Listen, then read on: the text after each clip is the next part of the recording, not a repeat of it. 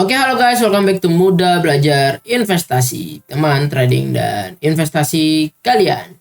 Seperti biasa teman-teman, kita akan menganalisa beberapa saham ya. Tadi gue udah chat di grup Telegram buat teman-teman request. Oke ya, sesuai dari request, tapi gue ambil bidangnya, sektornya, karena setelah gue lihat saham yang ada yang request itu ya kita bahas sedikit aja, sebetulnya itu nggak tertarik sih buat dibeli. Oke ya, jadi kita sebelum itu kita ke IHSG dulu. Hari ini IHSG turun 0,74 lagi ya. Kemarin juga 0,76, hari ini 0,74. Tapi bersyukurnya IHSG ketahan sih. Bersyukurnya dia ketarik naik lagi, jadi bikin shadow di bawah. Kemungkinan besar ya IHSG akan sideways terus nih, asal jangan dia jebol 6.740 ke bawah. Nah kalau kayak gitu ya IHSG bahaya lagi, padahal baru aja kemarin IHSG mau ngelewati MA 200 tapi turun akhirnya. Ya volume transaksi IHSG ya 11 triliun, yang dimana penurunannya sih menurut gua ya cukup baik, jadi nggak terlalu gede-gede amat. Dan sekarang ini IHSG kita udah cukup liquid ya, jarang nih transaksi di bawah 8 triliun 10 triliun tuh jarang nih sekarang ya. Semoga IHSG bisa membaik ya. So kita mau langsung aja ke saham yang mau kita bahas nih ya. Saham yang pertama yang gue mau bahas itu saham SMRA properti ya, Summarecon. Nah si Summarecon ini sebetulnya kan dia downtrend ya, masih downtrend nih. Downtrend banget tuh dari mana dia awal downtrend itu, dari sini 23 Desember ya, Desember 2021 dia downtrend terus. Nah terus kemarin tuh sempet si SMRA ini naik nih waktu di 27 April 3% itu. Hari ini juga naik 0,9%. Apakah properti udah boleh kita incar, kita lirik gitu ya? Kalau misalkan gua ngeliat dari trennya begini, sebetulnya kalau untuk buat long gitu ya, buat di hold lama, jawabannya belum. Tapi kalau buat jangka pendek menurut gue udah boleh lah lo lirik-lirik gitu ya. Kita lihat nih ya, karena di sini tuh si SMRA dia lagi bikin pattern reversal sih ya. Pattern reversal ini bisa kita bilang ascending triangle. Oke ya, nih seperti ini. Oke, kalau misalkan dia break gitu, ascending triangle-nya valid gitu, targetnya kita bisa lihat bahwa dia bisa ke 620, sedangkan sekarang posisinya masih di 565. Nah yang jadi pertanyaannya adalah boleh beli di mana ya kan? Jawabannya pertanyaannya kan seperti itu, pasti boleh beli di mana. Nah kalau misalkan kita lihat ya dari kemarin penurunan volume itu low volume, hari ini naik, volumenya agak lebih gede dari penurunannya. MACD-nya cukup baik, golden cross naik ke atas, sudah area plus, histogram plus, lainnya dikit lagi plus. Ya foreign mah masih akumulasi 1,3 miliar, tapi nggak usah dilihat lah foreignnya, karena dia ntar akumulasi distribusi tipis-tipis doang lagi gitu. Nah hopefully besok hari apa sih, Kamis, dia bisa ngebreak high dia di tanggal 2 Mei itu di 570. Jadi kalau misalkan teman-teman tanya ke gua gitu ya belinya di berapa, yang pasti udah jelas banget gua belinya tunggu dia ngebreak 570, berarti 575 ya. 575 dengan target ascending triangle 610. Di 610 kita ini ya, di 610 berarti 620 dengan stop lossnya kalau jebol under nih, jebol ascending triangle terus jebol under MA20 ya. MA20 kan nih kita lihat dari story nih, dia sempat jebol MA20 tapi rebound ternyata. Jadi daripada kita kena begini lagi, kita harus jarakin dari MA20 waktu di sini tuh 530, ternyata turun 525. Berarti kalau misalkan MA20-nya di sini adalah 540, kita jangan pas stop loss 540. Itu kan dia tadi kena. Coba kita bikin stop loss-nya 530. Oke ya. Jadi risk and rewardnya sebetulnya 1:1 tuh sih teman-teman. Kalau menurut kalian Summarecon ini udah menarik belum buat kita incar gitu ya? Kalau misalnya kita ngelihat, oh gue nggak mau nih beli buy on breakout begini, tunggu break ascending triangle, gue kagak mau. Ya terserah kalian sih. Cuman gue pengen ngasih tahu posisi SMRA kayak gini sebetulnya menurut gue belum terlalu menarik amat.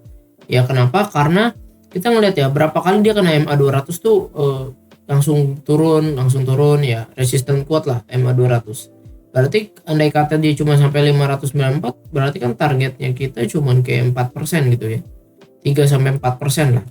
Nah, sedangkan risk yang kita tanggung itu kalau dia breakdown ascending triangle itu di 7-8%. Kayak gitu sih untuk SMRA. Tapi bagikan pendapat kalian ya, ini cuma pandangan gua gitu. Nah, lanjut nih ke saham berikutnya itu Pakuwon maksudnya. Pawon. Nah, si Pakuwon ini sebetulnya gue juga ngeliat Pakuwon tuh jarang banget karena dia sideways sih gitu-gitu aja, paling mentok 500 lebih gitu, 500 lebih. Nah, dia sidewaysnya begini membosankan. Tapi pergerakan si Pakuwon ini mulai ada tanda-tanda menarik dari 20 Maret. Kita lihat ya pakai Fibonacci ini. Fibonacci kita lihat ya retracement dia itu sangat teramat wajar loh. Dia mau kena golden ratio, dia rebound tuh bikin hammer banget terus turun. Nah, kita lihat nih penurunannya waktu di tanggal 27 April itu low volume nih. Tuh makin lama makin turun tapi low volume.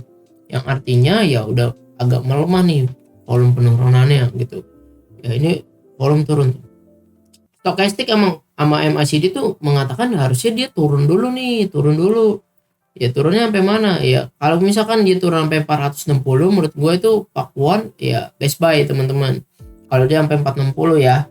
Nah tapi kalau kalian nanya ke gue beli di berapa kalau misalkan kejadiannya Pakuwon kayak begini, gue tunggu dia di 460 dan gue mau ngeliat apa yang terjadi ketika dia 460 itu. Kalau dia bereaksi ke atas dengan dia rebound, maka gue entry. Jadi gue nggak bakal langsung tangkap pisau jatuh di 460, tapi gue ngeliat 460. Terus tunggu kalau dia ada rebound sampai ke 470 gitu ya atau 475, gue baru beli tuh di situ. Ya sekarang kan 480. Kalau dia turun ke sini 460. Itu tinggal tungguin dulu aja. Nah, seperti itu. Kalau gua ya kembali ke kalian masing-masing karena stokastik sama MACD harusnya turun dulu dan foreign buang barang terus tuh dari 27 April buang barang 6 miliar. Kemarinnya lagi buang barang 3 miliar. Terus kemarinnya lagi itu 4,3 miliar, hari ini 6,5 miliar. Jadi foreign buang barang terus tapi volume makin mengecil. MACD harusnya turun dulu. Jadi jangan langsung tangkap pisau jatuh ya. Oke. Ini untuk Pakuwon, jangan langsung tangkap pisau jatuh. Lalu BSDE, Bumi Serpong Damai. Ini kan properti yang sering lah ya dibahas. Nah, BSDE ini justru paling menarik nih dari antara SMRA dan Pakuwon. Kita ngeliat di sini tuh ada pola besar begini ya. Kalau teman-teman lihat ya itu udah jelas kayak pola bikin cup. Nah, kan dia bikin tuh. Ini bottom nih, gua garisin nih. Nah, kan bottom. Dia antara bikin double bottom sama cup and handle lah. Intinya ini pola reversal. Yang dimana ini tuh resistance yang udah di break sama si BSD. Tuh ya, bikin begini nih. Ini pola rounded. Dia udah reversal, udah break, udah valid break. Kita tinggal ukur kalau misalkan dia nge-break tuh targetnya berapa. Nah, tapi ingat, ini target bukan dalam waktu sehari 2 hari ya.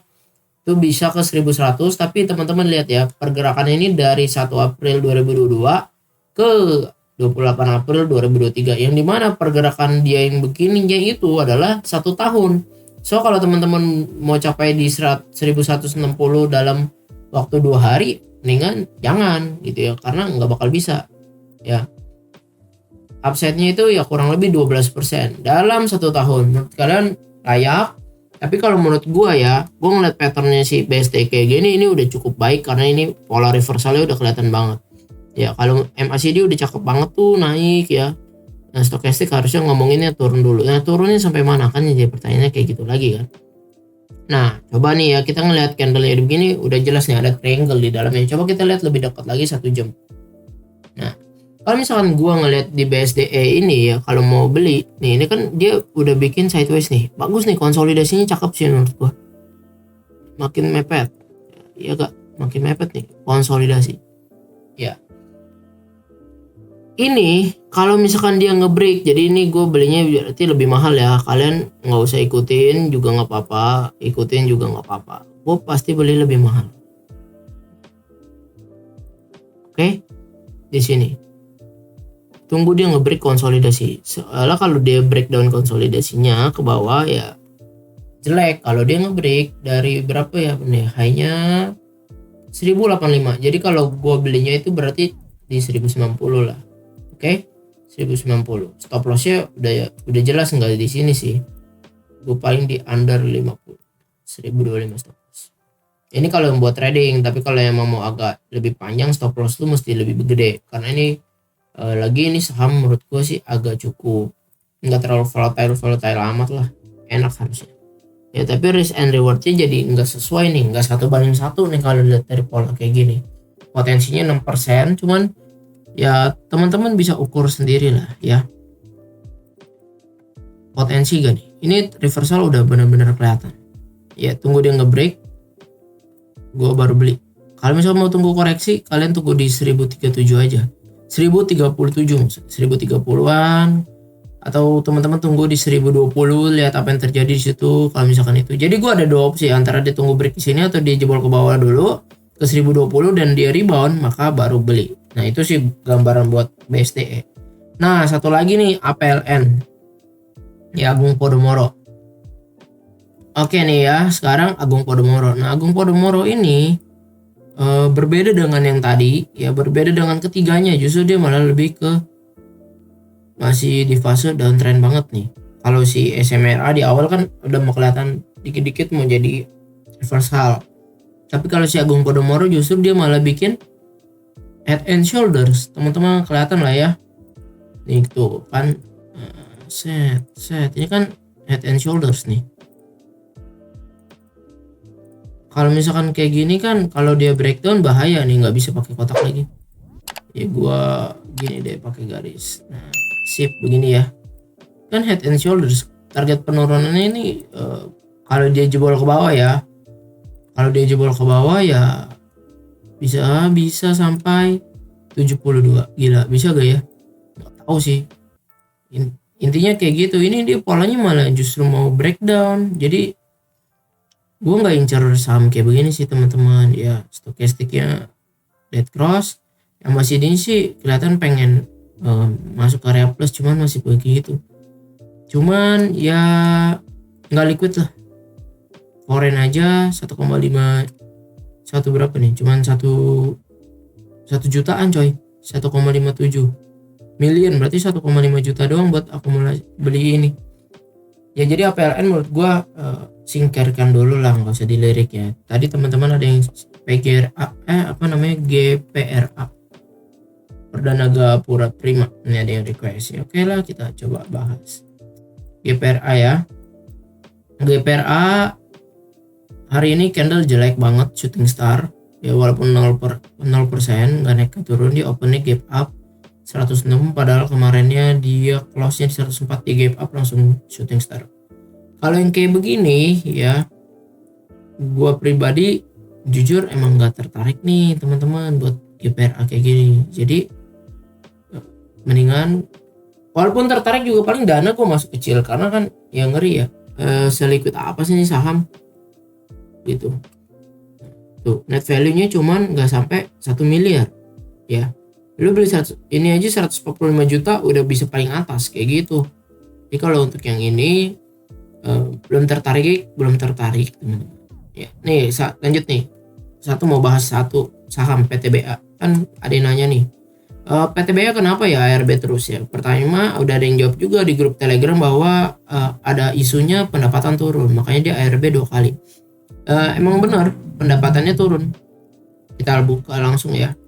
Kalau misalnya kita ngeliat dari kuartal to kuartal ya, kuartal 1 sama kuartal 1 year on year, maka ya emang ada naik, tapi kita nggak bisa lihat begitu. Kita harus lihat dari kuartal 4 2022 nya ke kuartal 1 2023, itu ada progresnya gak? Omsetnya turunnya teman-teman bisa lihat tuh, dari 11 triliun ke 9,9 triliun.